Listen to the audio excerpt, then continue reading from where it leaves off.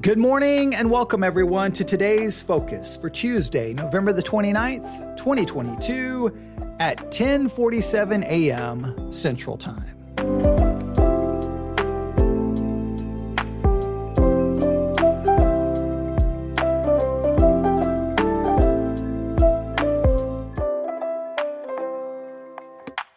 Today's focus, the hermeneutical key. Okay, maybe I should give this the title, hermeneutical key. I didn't really give that as the title.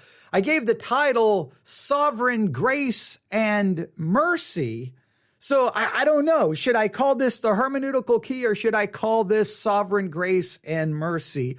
You'll see why, because in a roundabout way, I think we've stumbled upon, maybe you haven't been paying attention, but I think we've stumbled upon the hermeneutical key to understand Exodus chapter 33. We've been working on that now for a couple of days, and I hope you have had as much time focusing in on Exodus chapter 33 as I have. This may be one of those situations where today's focus for the next week will be Exodus 33, and the rest of you was kind of like, whatever, and you didn't care, but I am committed to Exodus chapter 33 because once I get focused in on a chapter, I have a hard time letting it go, right? Because there's so many questions. And Exodus 33 has been somewhat challenging, but we've been walking through it in a sense, kind of verse by verse. And I believe today we finally stumble upon the hermeneutical key. I think that concept of a hermeneutical key is important. I think in many cases, within every book of the Bible, within every chapter of the Bible, there is one hermeneutical key that helps you really unlock the proper meaning to the book or to the chapter. Now, I'm not saying that it's always simple to find. I'm not saying that people will always agree. But I think it's always important to try to figure out, so what's the hermeneutical key there? What's the hermeneutical key that you think unlocks the interpretation to that book or to that chapter? And I think we need to do some more exploring that concept. But I think in Exodus 33, we have stumbled upon the hermeneutical key. I really do. I really believe that. So are you ready? Okay, let's remind ourselves. Exodus 33 is a fascinating chapter because in Exodus 33, we have God telling Moses and telling Israel, hey, go up and take the land I promised your fathers, the land I made a covenant with you. You're going to get the promise. You're going to get the land. I'm going to do exactly what I said. Go, and I will send an angel before you to drive out all of the peoples. All right. So I'm going to keep my promise. I'm going to keep my covenant. You get the land. Go. I send the angel. However, this is God speaking to Moses and basically to Israel. I'm not going with you. I can't go with you. If I'm in the midst of you, I'm going to basically destroy you because you are a stiff-necked people. Because of your sin and your rebellion and your stubbornness, I'm going to keep my promise, but I can't go with you. So you go, but I'll send the angel before you. Then we see God, even though he's not in the midst of Israel, in a sense, he's not in the midst of them. He's still near them because he's outside the camp in the tabernacle. Now you read all of this in Exodus 33. Verses 1 through 6 is God saying, go, but I can't go with you, or I won't go with you. Verse 7 through 11 is God outside the camp in the tabernacle. All right. So even though it's kind of just interesting. Hey, go, I can't go with you, but I'm still going to be close to you. I'm going to be in the tabernacle, which again is a sign of God's mercy, God's grace. I just think that's fascinating. Then starting in verse 12, Exodus chapter 33, verse 12 through 17, Moses prays to God. And he's basically like, hey, look, I want you with us. In fact, if you're not going to be with us, don't even send us up. Don't even send us into the land. We need you. We need you in a sense more than we need the land. We need you. And then God's like, okay, I'll go with you. And you're like, wait. So go, but I won't go with you. Okay, but I'll go. And you're like, what? What happens here? It seems so confusing. And yesterday, I think we started finding the answer. So let me try to help you with the answer, right? I can't go back and read all of this because today's focus is supposed to be about 15 minutes. So just stay with me. It's almost as if God has used this entire situation to try to demonstrate this. Look, Moses, you and Israel, you're sinners. You're sinners. I can't be with you because I would destroy you. And Moses is like, but we need you. Be with us. And Moses, what he appeals to is fascinating. He doesn't appeal to the fact that, well, Israel's good and I'm good and we're great and we're wonderful. No, he appeals to the fact, if we have found grace in your sight, if I have found grace in your eyes, then go with us. Moses appeals to the grace of God. It is absolutely fascinating. We'll just read it quickly. Exodus, and if I said Isaiah, I don't know why. Exodus chapter 33, verse 12. And Moses said unto the Lord, see, thou sayest unto me, bring up this people, and thou hast not let me know whom will send with me. Yet thou hast said, I know thee by name, and thou hast also found grace in my sight. See, so Moses begins to appeal to God. Look, you have said that I have found grace in your sight. Now, when this phrase, I have found grace in your sight, I think we understand this as when anyone in the Old Testament finds grace in the sight of God, it's not because of something they have done or something they are doing. They have found grace in the sight of God because God has sovereignly given them that grace. He has given his grace to them. They don't deserve it. Moses doesn't deserve God's grace. Israel doesn't deserve God's grace. But Moses is saying, hey, I found grace in your sight. But if I have found grace in your sight, now look what he says. Now, therefore, I pray thee, if I have found grace in thy sight, show me now thy way, that I may know thee, that I may find grace in thy sight, and consider that this nation is thy people. Look, I have found grace. Help me find more grace. Please give me even more grace. And don't forget me. Don't forget this people. Right? Don't see this. Remember, this nation is your people. See this nation in light of your grace. Verse 14, Moses says, my presence shall, and he said, okay, God speaks. Verse 14, Exodus 33:14. And he said, my presence shall go with thee and I will give thee rest. All of a sudden, God seems to change his mind. He's not changing his mind. What he's demonstrating is, because of grace, I will go with you. If I look at you, if I look at the people, if I see you guys as you are, I see stiff-necked rebellion. But instead of looking at you through what you are, I'm going to look through you through the eyes of grace. And that's how it always has to be. If God's ever going to be with us, it has to be based off grace, not about what we are. Verse 15, and he said unto him, if thy presence go not with me, carry us not up hence. So then Moses is like, yes, if your presence doesn't go with us, then we don't even want the land. Verse 16, then Moses says, for wherein shall it be known here that I and thy people have found grace in thy sight? Is it not in that thou goest with us? So shall we be separated, I and the people, from all the people that are upon the face of the earth? He's like, how are the people going to know that we're, in a sense, separated or special? How are the people going to know anything about us?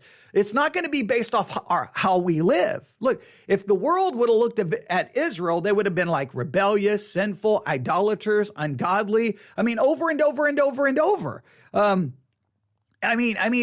even when you listen to some history programs about Israel, they're like, well, they really weren't monotheistic. They believed in many gods because of all of their idolatry.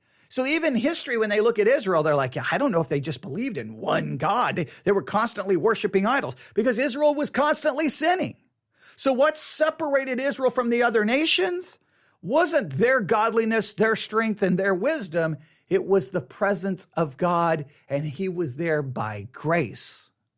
All right. And then the Lord said to Moses, I will do this thing also that thou hast spoken, for thou hast found grace in my sight, and I know thee by name. See, the reason God's going to do this is because of grace.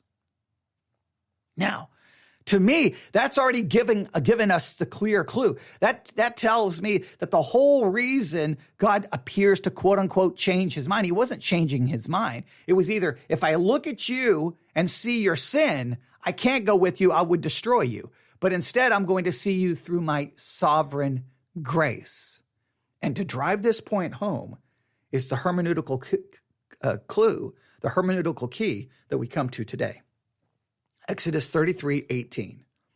And he said, I beseech thee, show me thy glory. So Moses says, show me your glory.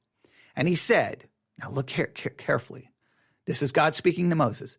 I will make all my goodness pass before thee, and I will proclaim the name of the Lord before thee, and will be gracious to whom I will be gracious, and will show mercy on whom I will show mercy. That is the key. And you say, what's the key? The key is that God's mercy and grace is sovereign. He will show mercy on whom he will show mercy. He will show grace on whom he will show grace. It has nothing to do with what we do. God sovereignly gives his mercy and grace to whom he chooses to give it. In some cases, he doesn't give mercy and grace. And in some cases, he does. And it doesn't make any sense. Why would God show mercy and grace to Israel? They're stiff-necked. They're rebellious. They're idolaters. They're ungodly. Why? Because God sovereignly chose them. Why would God show mercy and grace to Moses, who murdered someone, for crying out loud? Because God shows mercy on who he shows mercy, and will show grace on who he will show grace. He didn't show mercy and grace on Pharaoh, hardened his heart. He didn't show mercy upon the Egyptians, but he showed mercy to Israel. Other nations, he doesn't show mercy and grace to. He doesn't dwell in the midst of them. He doesn't give them his law. He doesn't do all the prophets and the priests and all the stuff that Israel received. No, in fact, he tells his people to go in. I'm going to send the angel before you, and we're going to drive those people out, and you're going to have the land. God sovereignly shows mercy in whom he will show mercy, and grace on whom he will show grace. So when we read Exodus 33 and we're like, well, wait a minute. What? God says he won't go, but then he'll go. It's all because if he he can't go if he sees the people as they are, sinners. But if he sees the people through his grace and mercy, he can go with them, because his grace and mercy, will not hold the people accountable for that sin. In a sense, he will have to destroy them, but he will show grace and mercy upon them. This is a beautiful picture of understanding God's mercy and grace is the result of God's sovereign choice. You did not receive God's grace and mercy because you were smarter than other people and you figured out Christianity was true. You didn't receive God's grace and mercy because you did this or you did that, or you said a sinner's prayer or you walked an aisle. You received God's grace and mercy purely because of his sovereign will. If you are the recipients of God's grace and mercy today, you should be broken and humbled, and you should only say, why me? Lord, why not them? When you look at the world, you should not look at them with disgust and like you're better than them, you're more godly than them, and you despise them. No, you should see them and go, Lord, why not them? Why me? I'm no better than them. I'm no smarter than them. I'm no more godly than them. And we're not. We may want to pretend that we are, but we're just as sinners. We still have the same sinful nature, and we sin all the time. We may sin in a different way, but we're still sinning. The only difference between me and anyone else is I am the recipient of God's sovereign grace and mercy, because he decides who he will have grace and mercy upon. We don't, he does. I don't deserve anything. I don't deserve salvation. I don't deserve anything. I don't deserve to touch a Bible, hold a Bible. I don't deserve to be in front of this microphone. I don't deserve to be at a church. I don't deserve anything. I deserve judgment. I deserve to be consumed. If God was to go to be in the midst of me based off who I am and what I am, he would say, I can't go with you. You are a stiff-necked person. You should be consumed and destroyed. And I would have to be, amen, this is true. But God says, I will have mercy on whom I will have mercy, and compassion on whom I will have compassion. What blows me away about Exodus 33 is everyone gets all caught up and go, so wait a minute. What did Moses see when he passed by? What did he see? And everyone tries to figure out exactly what happens here. Stop. Focus on the revelation God gives about himself. Let me read it to you again. Exodus 33, verse 19. I will make all my goodness pass before thee, and will proclaim the name of the Lord before thee, and will be gracious to whom I will be gracious, and will show mercy on whom I will show mercy. And he said, thou canst not see my face, for there shall no man see me and live. But he's going to show grace and mercy to Moses. And how's he going to show grace and mercy to Moses? He's going to let him see something. He's going to show something to him. How is he showing grace and mercy to Israel? He is going to go up in the midst of them, even though they are a stiff-necked people. How is he showing mercy and grace to Moses? Well, Moses had found grace in the sight of God, and he's going to go up in the midst of them, and he's going to be there with them, even though they are a stiff-necked people. Oh, yes. Will they experience chastisement? Yes. Will they experience times of chastisement for their sin? But even that shows grace and mercy, because that's God's loving discipline. The key to understanding this seemingly confusing back and forth is God either looks at Israel and sees their sin, which they're a stiff-necked people and he can't go with them, or he will show that they will find grace in his sight. He will remember his grace and mercy towards them. And then right here, why do they get it? Not because we deserve it. God's grace and God's mercy is a sovereign gift from God. You don't earn it. You do not do anything to receive it. And you can't do anything to keep it. And you can't do anything to lose it. God will show mercy in whom he will show mercy. He will show grace in whom he will show grace. That concept is repeated in the book of Romans. You should figure out where it's found in the book of Romans and see what doctrine it's connected to. That is your today's focus for Tuesday, November the 29th, 2022. The hermeneutical key, God's sovereign grace and mercy. Thanks for listening.